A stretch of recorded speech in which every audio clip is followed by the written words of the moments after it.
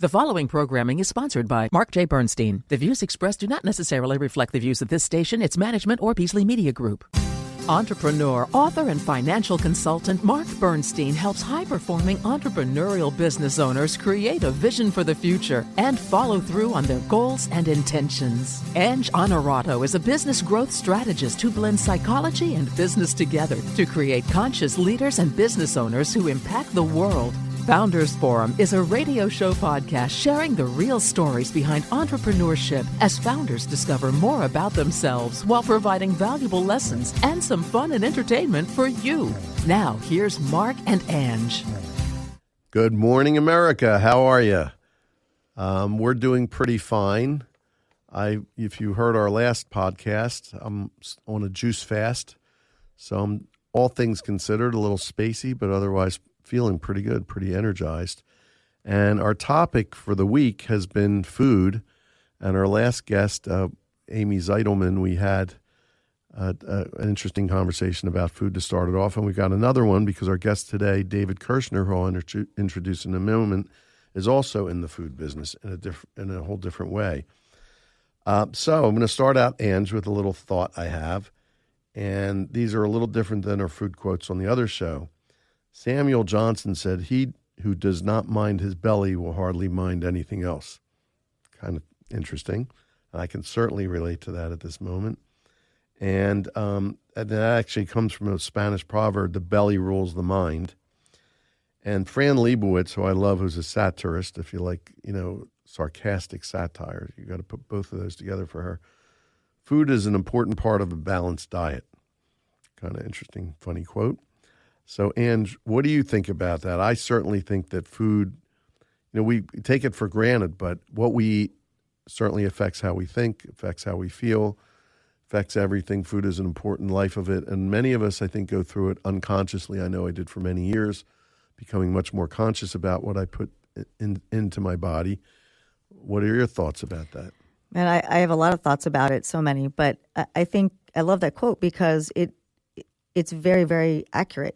Right? I think for many of us in our Western culture, food is like an afterthought, particularly during the workday. I myself went through 3 days this week where I didn't eat till 4 o'clock in the afternoon because it was just back to back and it wasn't a thought. And that's not good for many, many reasons. And it reminds me of our European friends where they shut everything down for 2 hours and, have a meal in the middle of the day because it's not just for family, but it's for health and vitality and brain health and all that. So I think it's a great topic, and I'm being more mindful of this myself. And although U.S. fast food is infiltrating the rest of the world, it sure is, unfortunately. They do tend to eat much healthier than us and a much better mode of eating. So, David, I'm sure you have some thoughts on this. What do you have to weigh in about this, so to speak? Hey, Mark. I think simply put, right, next to sleeping, I think food is has the most profound impact on our general health and our day-to-day. There's not many activities that you do with more frequency or routine than just generally eating. So if you're trying to take care of yourself, look after yourself, be in control of yourself, and then your world and surrounding environment, I think the people that do take their eating seriously are the people that typically are more serious about their day-to-day. They're more serious about their general overall being and even their impact on the world. Because if you can't start at the core of taking care of yourself and looking after yourself, it's the same mechanisms, the same abilities that we then put out there into the world to take care of those around us, to take care of our world around us. So I think there's a lot to be said about just the mindset of the person that really does, look at the things that they can actually have the most profound impact on at the smallest level. So David is involved in preparing lots of different kinds of food for lots of different kinds of purposes. So maybe we can reference that back in terms of how your thoughts there affect what you do a little later on. So let me introduce David Kirschner. He is CEO of DK Private Dining, and his culinary journey spans over 2 decades, marked by prestigious roles in renowned kitchens as a chef. From the esteemed 3 Michelin-starred per se to the kitchens of Michael Mina and David Boulud. Did I say that correctly? Boulud? Danielle Boulud. Danielle Boulud. I am so sorry. It says Daniel anyway, Danielle Boulud. He has built a wealth of experience under our country's best chefs. In 2015, David founded DineDK Private Dining, a boutique private dining company known for its custom culinary experiences and private chef placement services, which is a very interesting model. So officially, good morning, David. Good to have you here with us. Glad to be here with you guys. So tell us a little bit about your journey, about your upbringing, how you got to that point of being a chef and deciding to go in the direction you've gone in. Really appreciate it. So, it was a journey that I think, like most people that find their way into the food world, definitely started when I was young. I remember the early days growing up in New Jersey when Food Network was starting to emerge and food media was becoming a thing. And I remember just being enamored as a child with, just all of these flavors, all of this technique that I was seeing on TV. And really kind of caught a little bit of, the itch from that. I also grew up in a very kind of traditional Jewish household. So gathering around the table, gathering around food, watching my grandma do all the baking that she did. I mean, food equals love. Expressing yourself through food was definitely a preeminent memory that I had coming up. And then as I kind of progressed through my teenage years and started taking on my first jobs, I did find a connection to kind of the nightlife, right? The maybe alternative lifestyle that most other folks were going after. I started really young, setting up cocktail rooms for weddings and bar mitzvahs at some of the local temples around New Jersey. Eventually was starting serving in a restaurant and kind of got my first bites of what restaurant life was like. And then just given a bit of my upbringing and, to be frank, the ADD that I had, that I very much experienced growing up, that I was trying to channel, my energies into a really fruitful future for myself. Cooking, the athletic nature of it, the competition involved with it, the stress, honestly, and the chaos that came from it as well, was something that really resonated with me as a kid. So when I was looking for colleges, Johnson & Wales University, the Culinary program seemed like a really engaging platform. And then as I started delving deeper and deeper into aspects of fine dining, reading cookbooks, by the likes of Daniel Boulud, Thomas Keller, I'll never forget when the French Laundry cookbook first came out. I was that kid at the end of the night, like, parsing through pages with a flashlight, in my college dorm room, just trying to kind of get my head wrapped around how good it can be. I came up playing a lot of sports, so I saw a lot of parallels between cooking and sports. And, I thought of 3 Michelin-star restaurants and chefs like this as kind of the major leagues, so studying the mentalities, the approaches to kind of get to that level was something that really intrigued me. It seemed like a massive mountain that I could climb. And then as I progressed through my early career, I got an internship working at Per Se during its second anniversary, kind of way back in the heyday of fine dining in New York City. Really caught the bug deeply then. And then, as you were stating before, Mark, I was able to land some really great positions with Michael Mina, helping to open up a number of restaurants around the country. Folks like David Drake, celebrity chef around New Jersey. Really got my hands in early with opening up a lot of restaurants, seeing how great the industry can be for, especially at that stage of my life where I was. And then just through a series of my experiences, slowly got to a place where I was more intrigued about what I can do and what I can kind of impact this industry. And that's where I really had left a media job that I had at Tasting Table, where I was doing a ton of internal events, internal entertainment with marketing clients, to really spin off my services and get back to connecting with clients directly, cooking, and then, starting my journey as an entrepreneur and really focusing on what I can do to bring opportunities to other chefs, extend the reach that we have, and, really start forming DineDK into what it is today. You mentioned a couple times the parallel between athletics and sports on the one hand and food on the other hand.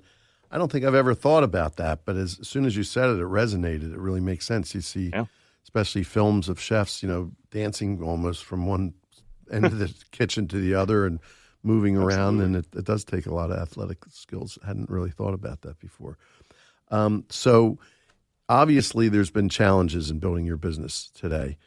Let's start out with the beginning, but then and then talk about the challenges that you face today, which we've talked a little bit about privately. I mean, in the beginning, just like any solopreneur venturing out, there was, first, it was just how to track down clients, right? How to connect with people. My background like most chefs coming up, was really just a traditional chef background. I went to culinary school. I graduated with my bachelor's in culinary nutrition. No formal business education or what it takes to really form a company, write a business plan, pursue, those, very structured kind of pieces that are so vital really for so many folks that do start their own companies. I was a bootstrap hustler. I want to cook for clients. I had already chatted with folks just in my network that I had met through my jobs, pulling off some side jobs for people, dinner parties on the weekends and whatnot, and just doing right by people. So those initial challenges of growth really just came from, how do I create a website? How do I get my services out there? I'm a one-man operation. I have a finite amount of time and resources. How do I maximize those resources? And, some of the early secret sauce for me was really when I the light bulb went off in my head that, having only a finite amount of time, I can't call every single client that I'm trying to pursue and kind of introduce to my services. So how do I find the people that have the book of clients? I started referring to them as the gatekeepers, the personal assistants to, the C-level executives, the event planners that have the book of business that they're already working, the venue that have people calling them in every day. How do I take, again, my time and focus it in a way that's going to have much broader impact? And I think once I really started building those relationships out and creating that referral network, just like I think so many salespeople, business owners pursue, that really unlocked something pretty interesting. And then, as things start to scale up, I remember that first kind of pivotal decision around, all right, well, I've gotten to a place where I kind of satisfied my original goal, which was simply, I want to fill up my calendar with as many events to allow me to live a balanced life and obviously earn sufficient income to be able to support my life. It was this aspect of the industry that's very hard to sometimes get your hands wrapped around when you're coming up the way that I did, getting that balance of your life, not, being absentee, from your family, from, the big moments in life. So once I kind of hit that point, there was a decision of, all right, well, am I just saying, no, I'm sorry, we're busy to those clients, or do I figure out how to say yes? And I think that moment of saying, you know what, I think I could build this bigger than myself. I think I could put the systems in place to help support other chefs coming into the mix. I've learned a lot about event planning now and managing clients, managing accounting, kind of all of the individual pieces that make up the business. Well, I think I can get some other chefs involved, really help them learn more about this side of the industry, leverage their skill set, their creativity, and give them an opportunity to also get out of the traditional grind of restaurants, hotels, and then kind of the work along those lines. As we grew, just like I think many businesses out there, scale and growth brings a ton of challenges in its own right. How do I want to grow my staff basis to keep up with the work, but also not over leverage myself because we don't have investment. We don't have a mass kind of war chest to play from. So leveraging kind of the expanding 1099 community and the gig economy that was kind of in its early day. Again, this is going back to 2015 when I first formed the company and started going down this pathway. Seemed to be the right fit, and not a right fit in a way that's just kind of taking advantage of people, but more, I've got all these chefs that are also hustling supper clubs and their own pop-ups and all of their own experiences. How can I just bring more opportunities to their schedules? And I think I kind of hit something when I started thinking that way. And it became not thinking so much internally, but thinking externally. And if I bring opportunity to people and focus on them more than focusing on just how to grow my own opportunity, I think it really unlocked a lot. Nowadays, we're a big industry. There's a lot of competition out there, and I think that ever-changing aspect of the environment and the community around us is always bringing new competition to the table and making sure that we are reinventing ourselves to kind of stay at the forefront of what our clients are looking for. That's a great description, and we're just in time for our break. I do want to ask you, and I know Ange is going to want to ask you more about because you use outsourced chefs, and you're providing an opportunity for them and creating opportunities for them. And at the same time, you're presenting yourself out there in the community as something, and how do you integrate these independent people into the image and the brand and the culture that you want to represent to your clients, I think is a really interesting question. And then you also have your in-house team. So how does that all connect together? So we're going to take a break right now, and we'll come back with that. Establishing a self-directed Roth IRA or other self-directed retirement plan offers access to investment options usually only available to well-connected or wealthy individuals. Anyone can build wealth and achieve tax-free income for life and financial freedom without the inordinate risk of speculative investing, securities trading, exotic financial instruments, or hoping for the best from the stock market. Since their start in 2003, Camaplan has come to be synonymous with expertise, flexibility, responsiveness, and diversity in investment choices. They provide innovative investment opportunities for investors seeking direct control and more choices in how they deploy their investment capital. Camaplan doesn't just make it possible to invest in alternative assets, they also teach investors how to put their money to work. Take the road to financial freedom today. Go to camaplan.com/IRA. Hi,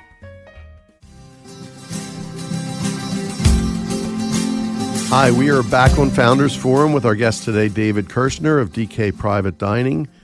And I think, Ange, I'll allow you to, I'll ask you, you'll do me a favor by picking up on the question that I just presented at the end of the, before the commercial. Yeah, so I'll pick up on that and also comment that Mark beat me to the punch to comment first on when you talked about the industry and the athleticism of it. And when I kind of hone in on this question about the staff and how you've created these opportunities, think about answering it from this perspective too, that, I worked in the dining space from 13 till I was 30, even when I had a full-time corporate job, because I loved being, moving and, all of that. Couldn't sit behind a desk, and then at night I would go and serve and bartend. And as a recruiter for 30 years, I tell people, take some time and work in service, because it teaches you, how to think on your feet, how to multitask, how to be in front of clients, no matter what industry. So given that perspective and what Mark also teed up, I'd love to find out, tell us a little bit more. How do you create these opportunities? How do you bring them into the fold? And being that they're, maybe outsourced, how do you blend them into the culture and sort of the client-facing values that you want to have consistent with your business? I think the most important aspect of all of it, starts with us being able to look in a mirror and understand who we are, what we stand for, what are our values, and obviously being really crystal clear about how those values are going to connect with the service that we're providing. So keeping all of that in hand, right? Really our company culture. We look for chefs that come from a particular background. We do, especially for our private chef, our private events, I should say, that we're doing placements for. We're usually working with chefs that come from a Michelin background, which is obviously similar to the background that I came from. And, I tell this to clients all the time. It's not so much about just slapping on this Michelin marketing moniker to the chefs that come with. It's actually more about tapping into a certain type of person, a type of person that understands they've sacrificed probably in some capacity to learn their craft. They've devoted a kind of deep part of them into understanding how things work and how things flow. And what we just found is that the high level of communication, vocabulary, culinary knowledge kind of plays into a lot of that. So with understanding kind of who we are, what we look for, what connects with our clients, going after a certain ilk of chefs, and then we really very much put them through their paces during the interview process. We have levels of deep interviews that we're doing with each of the chefs. We're doing tastings with the chefs that are as much about tasting their food as much it is about myself and my team peppering them with questions as they're cooking to see if they can cook, but also provide the experience that we need for our clients. Can they maintain a smile? Can they maintain eye contact? Can they connect with us and give us some good answers and give us some stories while they're working through?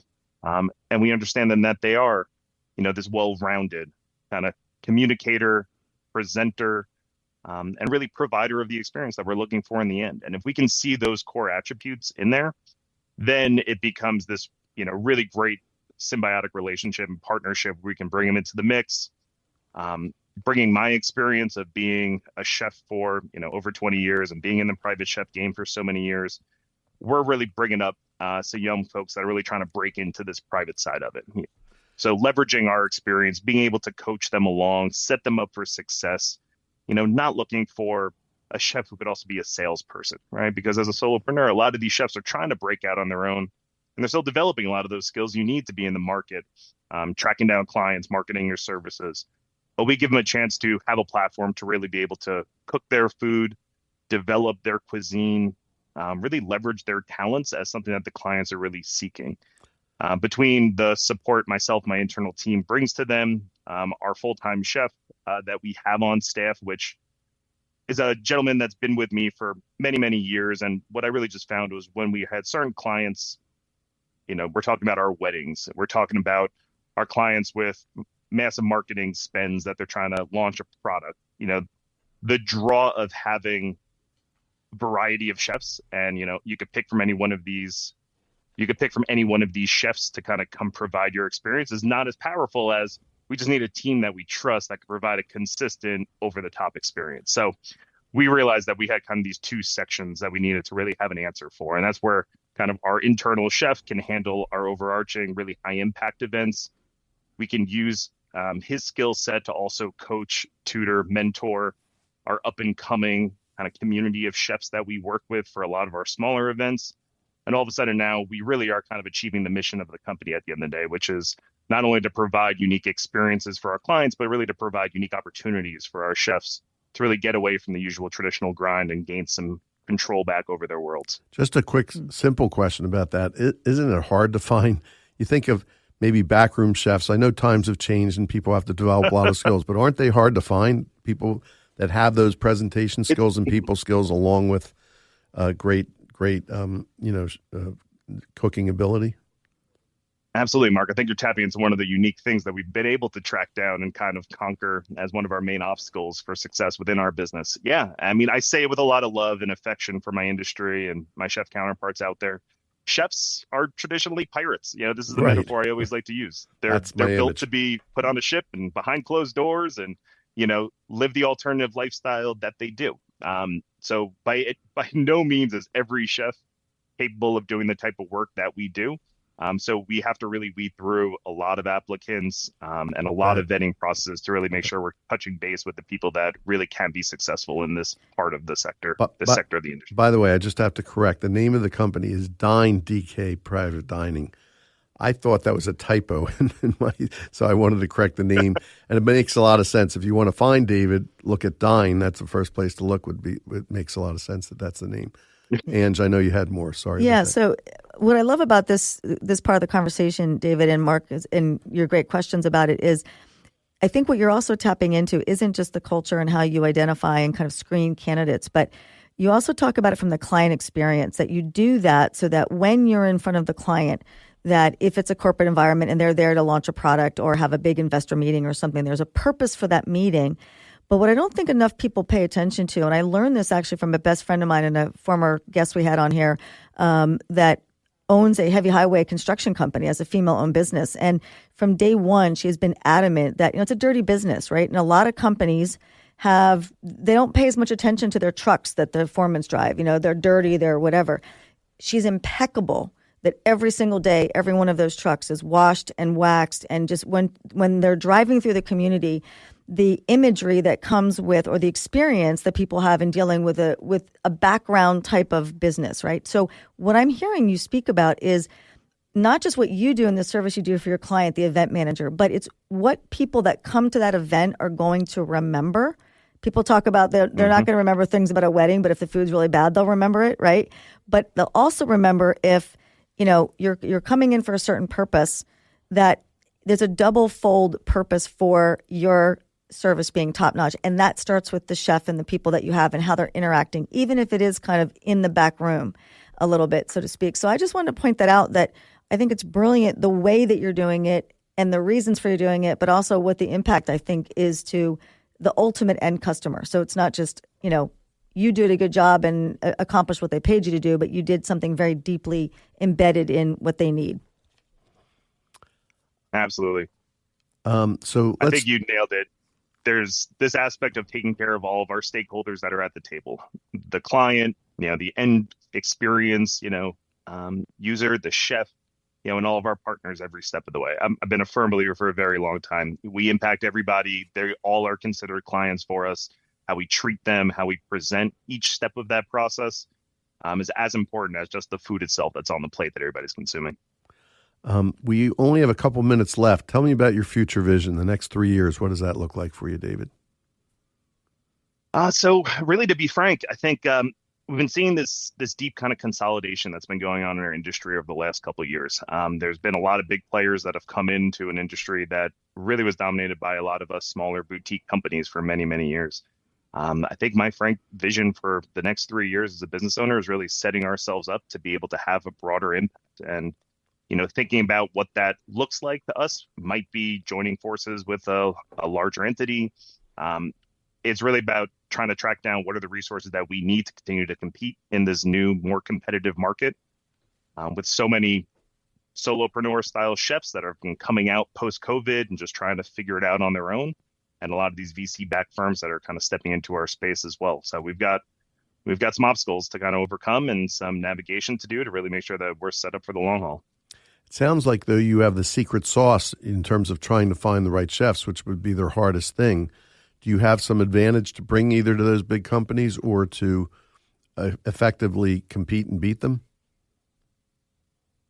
Yeah, I mean, there's nothing you can ever do that's more impactful than having a great reputation, the word of mouth, the grassroots referral basis that you kind of have there. And I think it's something that we have a foothold in, more than most. We've got a ton of loyal clients that have been with us for many, many years. We've got proven systems that help us, as you said, Mark, vet the right types of chefs that can carry out the experiences, and this back-end systems that are in place that allow us to keep up with, doing 250 events a year with a small team as well. Believe it or not, time flies when you're having fun. This has been a great conversation, and we're actually a little over time. So, David, it was a pleasure to have you here today. Thanks so much for being with us on Founders Forum. And we look forward to talking to you all again next week. Everybody have a great day.